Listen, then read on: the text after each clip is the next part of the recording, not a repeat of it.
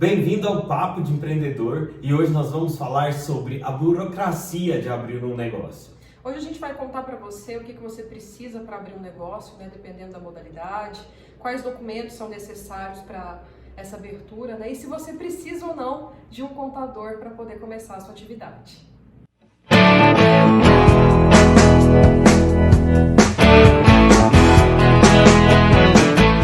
E nós começamos esse vídeo com a seguinte pergunta, Natália, é importante ter um contador na hora de abrir um CNPJ, na hora de abrir um negócio? Para quase todas as modalidades de constituição de empresas, sim, exceto o MEI, Você consegue fazer essa abertura ali pela internet, no portal do empreendedor, e é muito importante analisar se você está no lugar correto, porque esse processo é completamente gratuito e tem muitos sites aí que cobram uma taxa de cerca de R$200 que não precisa pagar para abrir.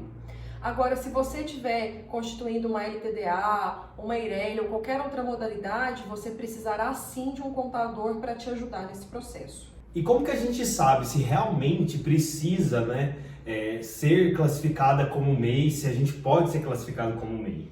Vai depender de alguns fatores, O primeiro deles eu acredito que seja a atividade principal para você considerar. A atividade econômica que eu exerço, ela é permitida ser MEI? Tem um CNAE, um cadastro de atividade ali que eu posso ser MEI?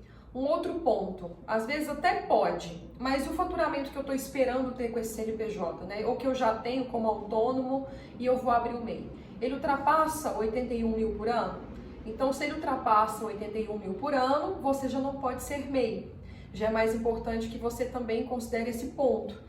E um outro ponto não menos importante é o volume de compras que eu tenho por mês. Ele excede ali 80% do meu faturamento mensal? Porque se ele excede, eu também não posso ser MEI. Esses são os três principais motivos, inclusive, que levam ao desenquadramento do MEI.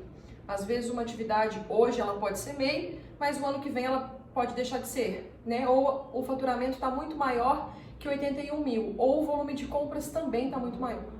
E é muito importante você verificar, se o CNAE, que é a atividade econômica, você sabe a sigla, Natália? Cadastro Nacional de Atividades Econômicas. Exatamente, o CNAE, você vai pesquisar se o CNAE, que é a atividade que vai ter na sua empresa, se ela se enquadra no MEI. Se ela se enquadrar, você tem que ver todos esses critérios que a Natália disse anteriormente. Tem muitas atividades novas que ainda não possuem CNAE. Gestor de tráfego, por exemplo, não possui CNAE.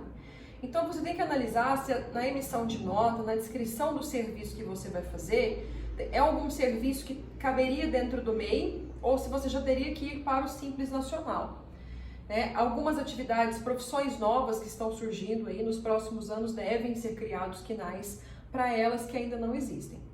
Isso. E é importante também, às vezes você pode começar como MEI, e até você atingir esse faturamento de 81 mil, para que você pague menos impostos. Aí depois que você ultrapasse os 81 mil, você passa a ser uma empresa do Simples Nacional. Perfeito, exatamente.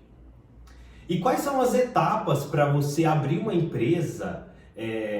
Vamos começar primeiro do MEI, Natália? Como que a pessoa vai abrir esse CNPJ se ela for do MEI?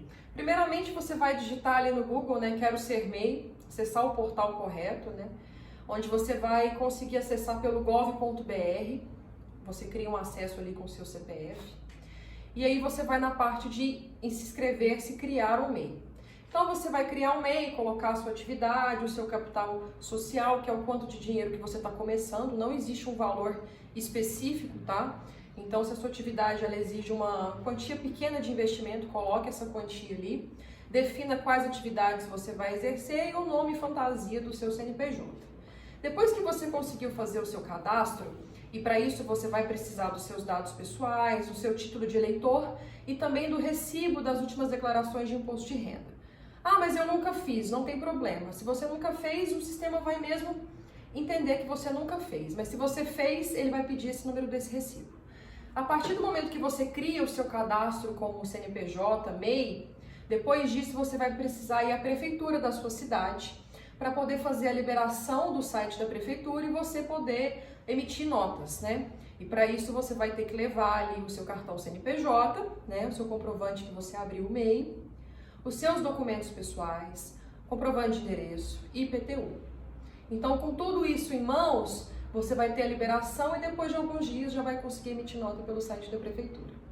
E lembrando, pessoal, que para abrir o MEI, você não precisa de um contador. Mas às vezes, né, Natália, a gente até tem muitos clientes assim, eles Sim. preferem que o próprio contador abra a empresa e que o próprio contador gere o seu imposto, e também é feito esse tipo de trabalho para quem não quer aquela morosidade de ter mesmo que fazer, que entrar dentro da apuração do imposto e tudo mais, né? Então é uma opção também, é até um serviço mais barato do que para clientes do Simples, né? Mas a gente tem que deixar claro que às vezes as pessoas podem optar por elas mesmas. Mas já no CNPJ do Simples Nacional, né, a empresa que não se enquadra no MEI, ela obrigatoriamente ela precisa de um contador, porque ela precisa de um CRC responsável, de um responsável, né, pela abertura daquela empresa e pela apuração dos impostos também, né? E nesse caso, Natália, você pode falar um pouco como que seria a abertura de um CNPJ para empresas que não se enquadrariam no MEI? As empresas que não se enquadram no MEI, primeiramente elas têm que fazer uma abertura na junta comercial estadual, né? Cada junta tem uma sigla diferente de estado para outro. Aqui em Goiás, por exemplo, esse processo é completamente online e acredito que pela pandemia todas as juntas devem ter aplicado um processo online, tanto para abertura quanto baixa de empresa. Né? Além disso, né, tanto o MEI quanto o Simples Nacional e as outras modalidades tributárias, se você for um comerciante, né, você comercializa produtos que tem ali ICMS, você também vai ter que fazer a inscrição estadual, né, que é feita pela Secretaria da Fazenda do Estado. Cada estado tem a sua secretaria, existem regras específicas de ICMS para cada estado, sim, mas esse processo é totalmente gratuito e é possível fazer online também. Além disso, tem o cadastro da inscrição municipal, né, na prefeitura da cidade. E obviamente que dependendo da atividade econômica que você vai exercer, você vai ter alguns alvarás específicos. Pessoal, por exemplo, que trabalha na área da saúde ou que tem aquela parte técnica muito forte, né? Sim. Tem essa questão de ter muitos alvarás para poder tirar ali, além da licença de bombeiro, que é de praxe para todos os negócios, exceto o MEI. No caso também, a gente comentando de alvarás, por exemplo, a gente tem muitos clientes que são dentistas, e os dentistas, eles precisam ter um registro específico, né, no CRC, né, no CRO, desculpa. Eles precisam ter esse registro específico, tanto para a parte de pessoa jurídica, né, quanto também eles precisam ter um responsável técnico. Às vezes existem pessoas que não são dentistas e que têm clínicas odontológicas, eles também precisam ter um funcionário, né, ou um responsável legal ali que tenha o CRO, né, que seja dentista e que seja responsável técnico daquele negócio. E claro, né, além de tudo isso, a gente tem um contrato social, né, que em algumas modalidades, como o MEI, por exemplo, não é obrigatório você apresentar um contrato social, mas é muito importante que você tenha um, né, para você definir todas as características do seu negócio, inclusive, principalmente, se você tiver sócios, né. É bem interessante ter isso. No caso da SA, por exemplo, a Sociedade Anônima, são empresas muito grandes, com faturamento muito alto, aí seria o Estatuto Social mais a Assembleia de Constituição. E além de tudo isso, tem que ser feito também o ato constitutivo, né? Isso você consegue fazer também pela internet.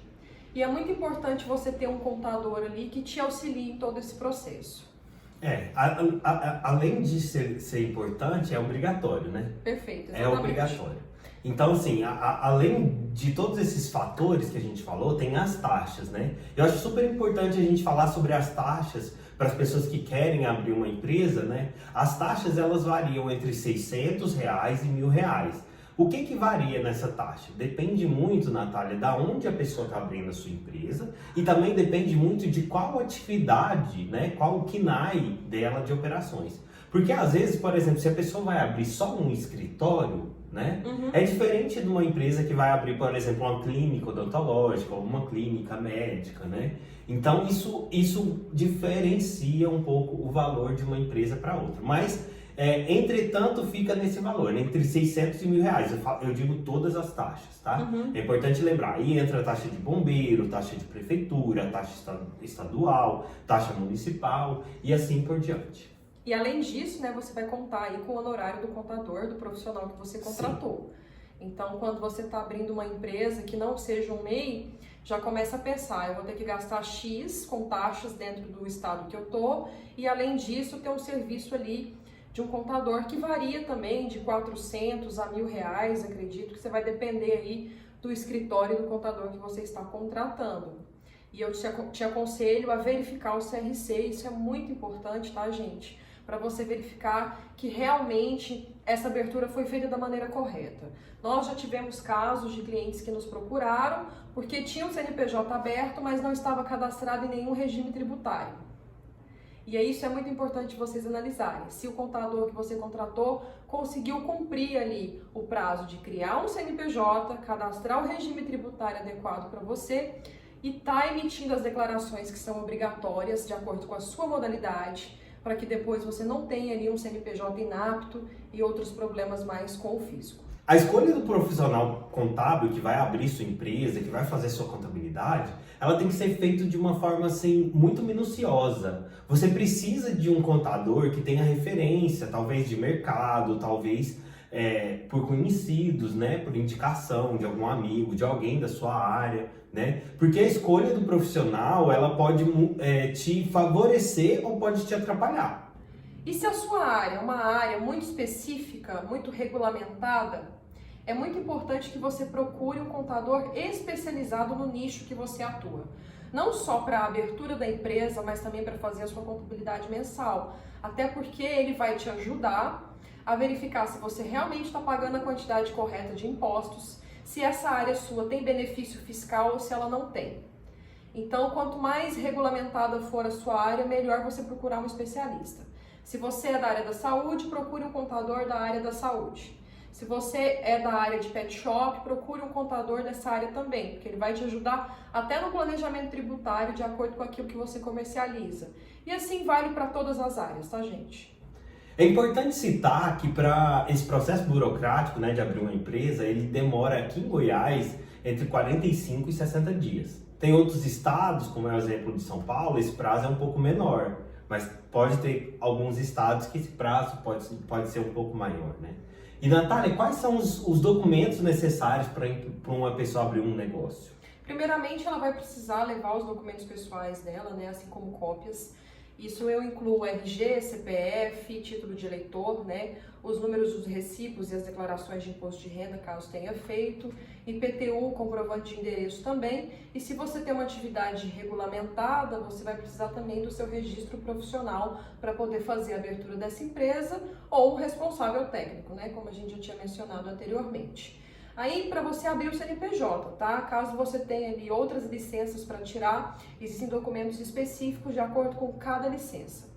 Perfeito, Natália. Pessoal, eu espero que vocês tenham gostado desse vídeo, que tenha esclarecido um pouco para vocês sobre a burocracia que é para abrir um negócio. Até mais, pessoal. Obrigado, pessoal. Tchau, tchau.